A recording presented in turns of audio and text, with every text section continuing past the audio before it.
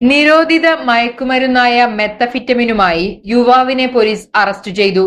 Arayankode വട്ടത്തുപറമ്പിൽ VP സുഹൈലിനെയാണ് Mannarkkad police നെല്ലിപ്പുഴയിൽ നിന്ന് arrest ചെയ്തത്.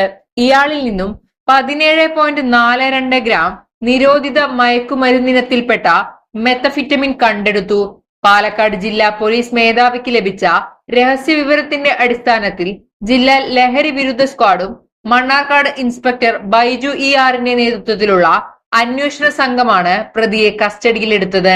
കഴിഞ്ഞ വർഷവും പ്രതിയുടെ പേരിൽ സമാനമായ മറ്റൊരു കേസും രജിസ്റ്റർ ചെയ്തിട്ടുണ്ട്.